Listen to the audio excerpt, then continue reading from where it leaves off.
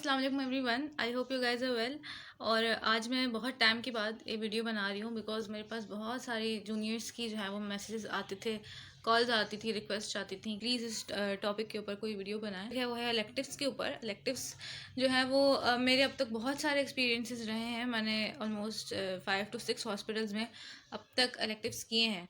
और बहुत सारे जूनियर्स मुझसे पूछते थे कि आपने कहाँ पे किस तरह अप्लाई किया, क्या इसका प्रोसेस है। तो बेसिकली 4 चीज़ें मैं बताऊंगी। सबसे पहली चीज़ ये कि इलेक्टिव होता क्या है, दूसरी बात ये कि उसका फ़ायदा क्या है, और तीसरी बात ये कि आप कहीं पे किस तरह अप्लाई कर सकते हैं, और चौथी बात ये है कि क्या हर्डल्स आपको फेस करने पड़ सकते हैं, क्या क्या ऐसी चीज़ें होती हैं जो हम फेस करते हैं। लेकिन साथ साथ मैं ये बताऊंगी कि उसके फ़ायदे क्या हैं। सो फर्स्ट ऑफ ऑल ये कि इलेक्टिव है क्या।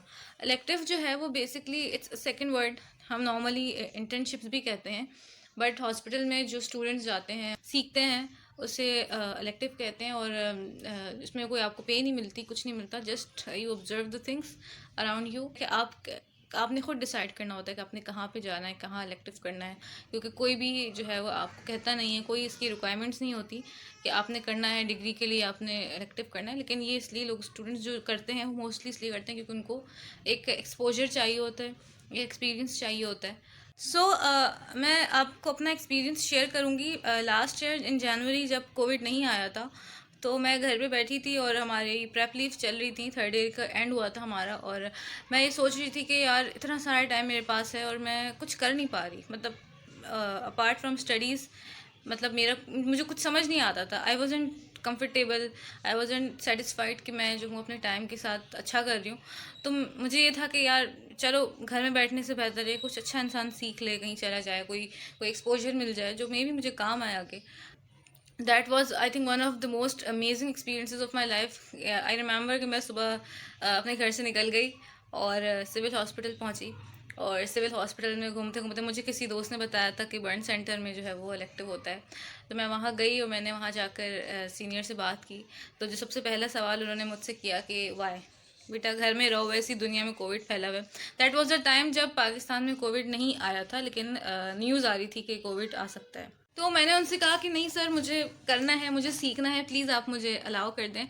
तो उन्होंने मुझसे कहा कि ठीक है। उन्होंने ये कहा और वो बातों में लग गए अपने कुलीग से। एंड आई वॉज लाइक कि मैं पता नहीं कहाँ, कहीं आई वॉज ऑल अलोन, मेरे साथ कोई नहीं था उस वक्त। उसके बाद मैं वहाँ से निकली और वार्ड्स में मैंने चक्कर लगाया, वहाँ पे बर्न्स के पेशेंट्स देखे, एक आध सीनियर्स थे उनसे थोड़ी बातचीत हुई। और फिर मैं बहुत ही डिसअपॉइंटेड जो है वो बर्न सेंटर से आई केम आउट। और मैंने सोचा कि यार पता नहीं यहाँ पे कुछ सीखने को मिले ना मिले, मैं शायद गलत जगह आ गई। But that there was something in my mind कि चलो मैं आई हूँ तो अब मैं थोड़ा सा घूम लूँ। तो मैं वहाँ से घूमते घूमते SIUT चली गई। SIUT में मेरी काफ़ी सारे सीनियर्स से मुलाकात हुई, काफ़ी सारे लोगों से मैंने पूछा कि प्लीज़ मुझे बता दें इलेक्टिव कहाँ होता है, किस तरह से होता है। और सब ने मुझसे यही कहा कि ईदर दे डोंट नो और इट्स वेस्ट ऑफ टाइम। तो मैं बहुत ही डिसअपॉइंटेड घर आ गई वापस। इसी तरह मैं NICH गई जो कि JPMC के साथ ही है, बच्चों के लिए जो है। सो इन शॉर्ट ये कि मुझे कहीं पर भी कुछ अच्छा नहीं मिला, मुझे कुछ समझ नहीं आया कि मैं कहाँ जाऊँ। और बहुत सारी ऑकवर्ड मोमेंट्स भी मेरे साथ हुए जब group of seniors there just staring at me कि कौन पागल सी लड़की आ गई और क्या बात कर रही है। May be there was something जो कि बहुत अजीब सी होती है जब आप कहीं जाते हो और आप बोलते हो मुझे सीखना है, क्योंकि हमारे यहाँ सीखने का इतना कल्चर नहीं है, सिखाने का और सीखने का इतना कल्चर नहीं है। तो लोग बोलते हैं कि यार घर बैठो आराम करो, that is the first priority, क्या ज़रूरत है ख्वार होने की। मैंने इस चीज़ से 2 बातें सीखी जो मैं आपको बताऊंगी आगे जाकर कि मैंने क्या सीखा।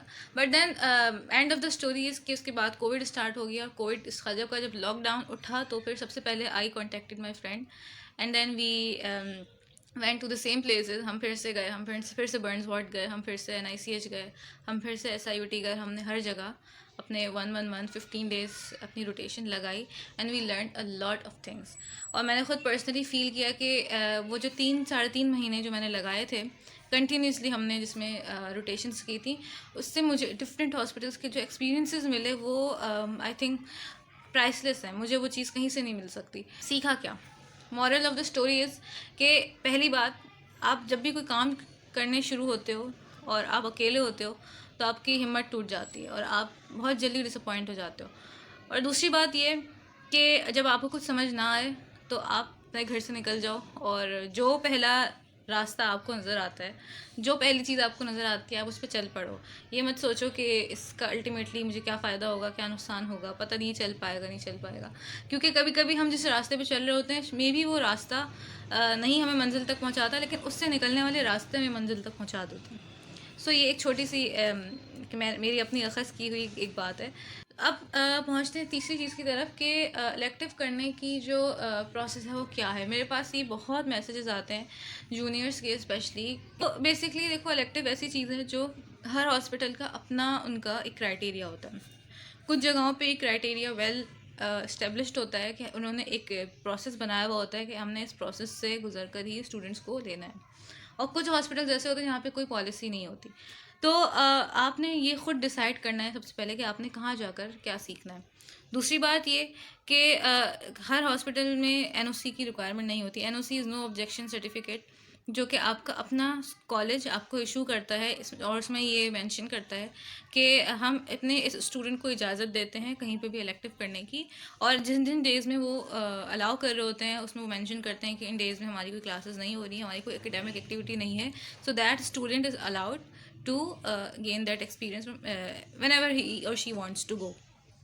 दूसरी बात ये कि एनओसी जो है वो बहुत से स्टूडेंट्स कहते हैं हमें नहीं मिलता, या हमारा इंस्टीट्यूशन में हमें नहीं मिल रहा है एनओसी। जैसे कि मैंने कहा कि बहुत सारे ऐसे हॉस्पिटल्स हैं, बहुत सारे ऐसे डिपार्टमेंट्स होते हैं जो अलाउ कर देते हैं विदाउट एनओसी।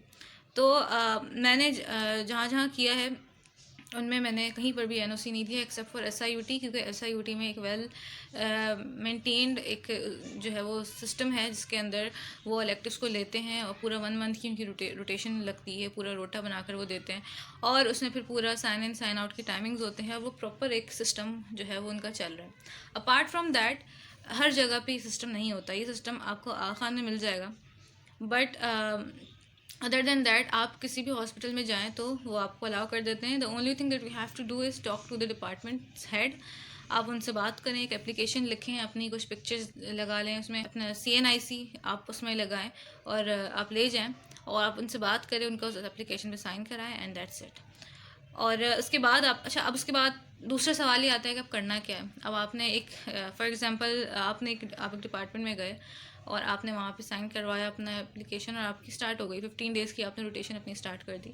तो अब उस रोटेशन में करना क्या है। तुम कहीं जाते हैं तो वहाँ बड़े बड़े प्रोसीजर्स हो रहे होते हैं, बड़े बड़े OTs चल रही होंगी, और आप सोचोगे यार मैं सब कुछ सीख लूँ, तो ऐसा नहीं हो सकता। ऑफ कोर्स आप एंजियोप्लास्टी तो आपसे कोई नहीं करवाएगा, आपसे कोई ये नहीं कहेगा कि भाई आप जाओ और जो है वो इस पेशेंट को ट्रीट करो, ऐसा नहीं होगा।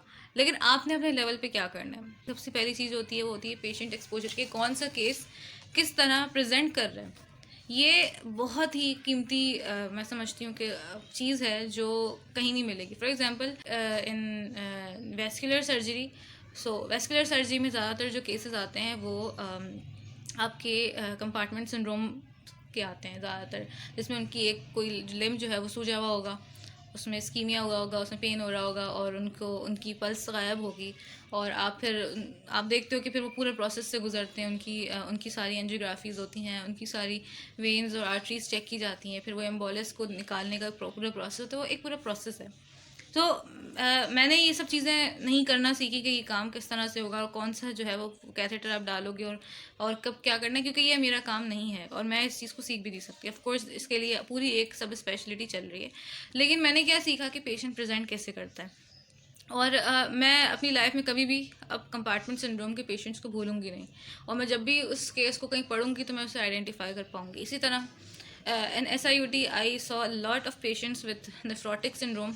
तो मुझे ये पता है कि नेफ्रोटिक सिंड्रोम में ज़्यादातर जो केसेस होते हैं वो बच्चे भी होते हैं, बड़े भी होते हैं। उनकी टिपिकल प्रेजेंटेशन होती है वो कैसे होती है, और उनकी ट्रीटमेंट किस तरह से करते हैं। मैंने वो न्यूरो सर्जरी आई सॉ जो ट्रॉमा के साथ आते थे, तो उनका GCS असेस करना और उनका CT स्कैन करवाना और फिर ये डिसाइड करना कि उनका कोई उनकी कोई केस की रिक्वायरमेंट है या नहीं है, या उनको अपने घर भेजना है, या उनको मॉनिटरिंग करनी है, या उनको फ़ौरन एमरजेंसी OT में पहुंचाना है।